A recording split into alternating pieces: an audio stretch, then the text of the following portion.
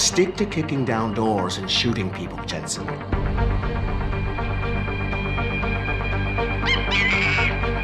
But Pritchard will tell you more as you go in. I've got him running comms. Terrific. The year is 2027.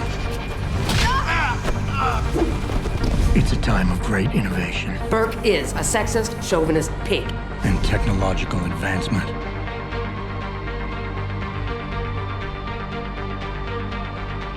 I never asked for this.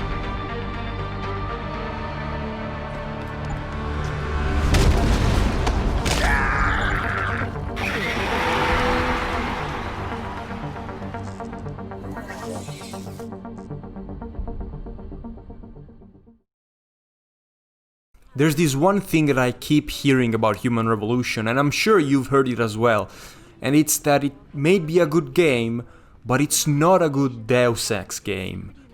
I don't agree with this, but before I get to that, what is a Deus Ex game? Let's make use of a pyramidal structure to explain. At the tip I'm gonna place conspiracy theories, then cool philosophical thoughts, politics, and cool characters. Right now I don't care about these ones too much. The one element I want to discuss is the big one I'll be placing at the base in a minute. If you disagree with these placements, it's fine, I just wanted the eye at the top, to be honest. So, the fundamental characteristic of a good Deus Ex game has to be, in my opinion, the alternating cycle between big levels that offer a lot of freedom in how you complete the objectives, and hubs, where you absorb the characters, the music, the atmosphere, you get immersed. This cycle is what holds everything else together. It's the quintessential Deus Ex trait. Just as an example, Call of Duty has politics and conspiracies. Are Call of Duty games Deus Ex games? Not really, their single-player campaigns are all about linear missions and scripted sequences. Now, Dishonored alternates between big levels and hubs. Does that mean Dishonored is a Deus Ex game? Kinda. Honestly, Dishonored is pretty much steampunk Deus Ex. See, are you agreeing with my pyramid yet? Okay, so, why am I talking about this? Because in spite of this infamous phrase, Human Revolution nailed this cycle pretty well. The more I played, the more I was impressed by the level design. There are so many paths to the objective, and all sorts of ways to deal with the enemies, the cameras, turrets, bots, thick bots, lasers, and various other obstacles. The hubs are great. There's nothing much to say about them, they're really well done. And the combat is fun. The gameplay side of things is almost perfect.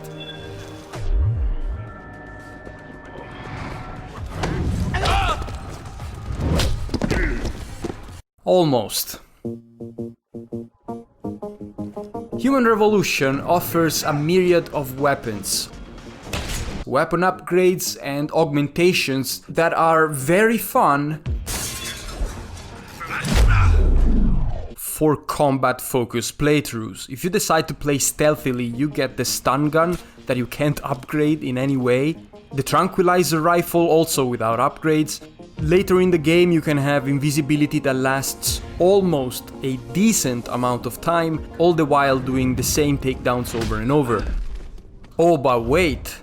I was forgetting the most important thing about playing stealthily. If you complete an objective without raising alarms, you get a bonus of 250 experience points. And if you didn't get seen, you get an additional bonus of 500 points. Whew! I was almost bitter about missing out on more than half of the game's content. Good thing I level up more quickly. That's gonna make the next 40 hours a lot more fun. This experience system has so many consequences. Obviously, if you're playing through the game loud, you're getting a 750 point penalty to your experience every mission. But aside from that, let's say you're sold on the stealth and you're going through the game by sneaking around. Okay, if you get spotted once, say goodbye to that one consolation prize. Unless you reload a quick save, that is. This is the kind of garbage game design that encourages quick saving and quick loading constantly and punishes hybrid playstyles. If you got spotted in the first game, you'd be paying for that mistake with ammunition, energy cells, and sometimes medkits. Those were a fair price to pay. 750 XP. Man, that's too much. On top of all this, the enemies give different amounts of XP depending on how you dealt with them. This is what you get from a non-lethal takedown, which for whatever reason is more than a lethal one. And then this is what you get for just shooting someone.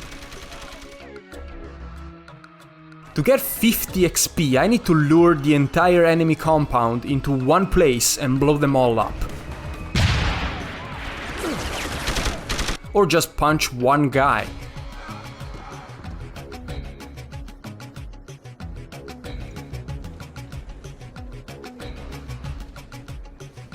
It's pretty unbalanced, you get the idea. Let's close the chapter on the experience system and get to the augmentations. Here's a full list. And from here it looks like there's a lot of them.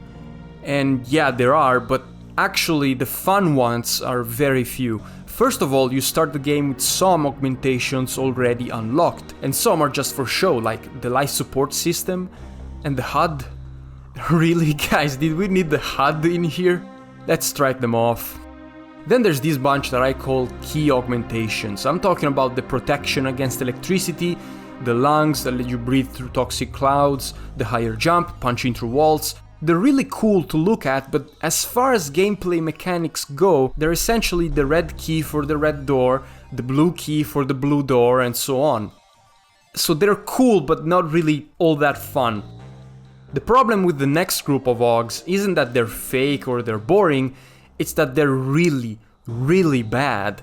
Keep in mind, one praxis point is a very precious resource, okay? Now let's see what the stealth tree has to offer. To start things off, you need to pay 2 praxis points, and you get an augmentation that tells you you're making noise when you sprint. Let's keep going. Enemy cones of vision on the minimap, despite the icons already having the directions of where they're looking at. 1 praxis point. Last known location, even though the game's own experience system encourages me to reload as soon as I get spotted. 1 praxis point. Markers on enemies, 3 praxis points. Then over here there's flashbang protection for 1 point.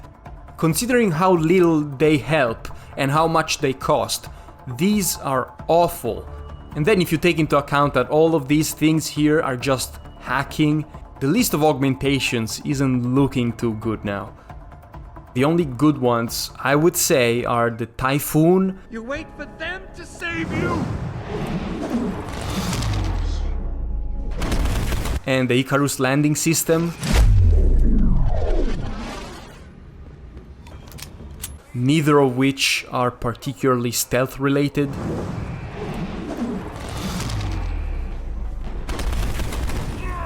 Okay, let's move on to the graphics. They aren't great. I'm playing the director's cut where they nerfed the yellow, but I think the real issue here is the lighting. In Human Revolution, everything is so bright. The pitch black areas where you had to use your augmented vision are gone. Also, to accommodate the cover system, the levels are full of these ugly chest-high blocks. And remember the whole cycle thing? Halfway through the game, the hubs repeat themselves. It's Detroit, Hengsha, Detroit again but smaller, then Hengsha again but smaller. So the hubs get much weaker and the missions take center stage. This is when the blocky design and the bad lighting started really taking a toll on me. Being exposed to all these bright yellow-gray cubes made me feel like I was in a mobile game. A small opinion on the music before I get into the writing, okay? There are some decent tracks, and I know a lot of people praise the Icarus theme, but ultimately the soundtrack didn't do it for me. Too weak, nothing catchy. When the credits rolled and I heard the original Deus Ex theme, I felt like Gordon Ramsay taking a bite of that red cake.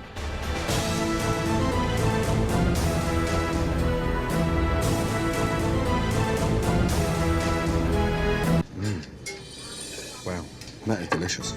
Finally. Some good fucking Music. Now for the big topic, the writing. Yes. I'm glad you understand. Good night, idiot. Adam Jensen. I'm sorry if you're a fan of this guy, but he's painfully dull. The fact that he has like one memorable quote I never asked for this. against JC's hundreds What good's an honest soldier if he can be ordered to behave like a terrorist? says a lot about how interesting Adam is to listen to. But in general, the writing is all wrong. I don't understand why we are going to distribute a biochip that we didn't design ourselves. We just gotta keep working and meet our deadlines. I know, but I don't understand why we are going to distribute a biochip that we didn't design ourselves. I'm not saying the first game was the apex of philosophy or anything like that. It never went deep into any of its themes. It basically took a ton of different ideas and conspiracy theories and smashed them all together. But the thing is, those ideas and conspiracy theories were either taboo, thought-provoking, or both, to the point where it didn't need to go deep into them. The mere inclusion was cool enough. Human Revolution does the exact opposite. It picks just two themes that are very safe and keeps pushing them over and over for the entire duration of the story. The main theme of the game is augmentation, which is the single most unrelatable topic they could have picked. I never once cared for it, and considering it's pretty much what the whole game is about, that's not good. The other big theme is propaganda for a specific view on real-life politics. I'm not going to delve into it because I don't want to get political on this channel, but if you played any AAA video game from the past 10 years, you know what I'm talking about. It's really sad that this kind of thing got to this series, which, like all video games after all, has always been about entertainment, not preaching a message, whatever that message may be.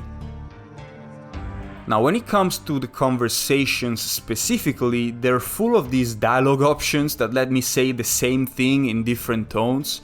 It's all so bloated and they go on forever. Whatever, Tyndall. I didn't do this for you. You coerced a man into breaking the law to serve your own purpose, and in my book... Look at this dialogue tree in the original. Ask for a drink, leave, and JC's opinion on the matter. Very simple. JC might even lose the debate, but at least I know where he stands on the issue. He's a real character. Adam Jensen, if I can make him say anything, then I don't know what he thinks. He's just a blank slate. Also, when the dialogues are this quick, they don't get in the way of playing the game. In Human Revolution, and brace yourself because this is absolutely insane, some of the more important conversations have the NPCs pick their line at random from sets of lines. In my playthrough, David Sarif might start the conversation with this line. In your playthrough, he might start it with this one. Then he moves on to the second set of lines, and so on, ensuring a different combination for each player. Okay, why is this in a Deus Ex game? You got a good point there, but still. And I think that's all for the writing. Not as big of a topic as I may have made out to be, but it is the single biggest flaw of Human Revolution. It's a good Deus Ex game, just not a good game. I'm joking, I really wanted to say that backwards. The truth is, it's really fun.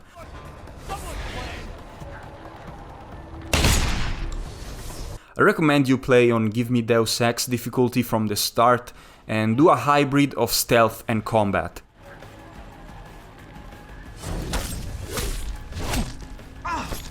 Ignore the experience system and please don't fall for the achievements meme. This is the best way to play the game. With the great level design, the quantity of tools at your disposal, the solid shooting and reliable cover mechanics, you can have a great time with Human Revolution. If you're interested in my next review, which is gonna be about Mankind Divided, the sequel to Human Revolution, subscribe and hit the bell icon so you know when it's out. I'm a bit slow with these videos, I'm sorry. It's not that I'm busy, I just have problems with doing things in general, I'm really lazy. But if I see more subscribers, then that's definitely gonna motivate me a lot. So I'll see you then. Thanks for watching.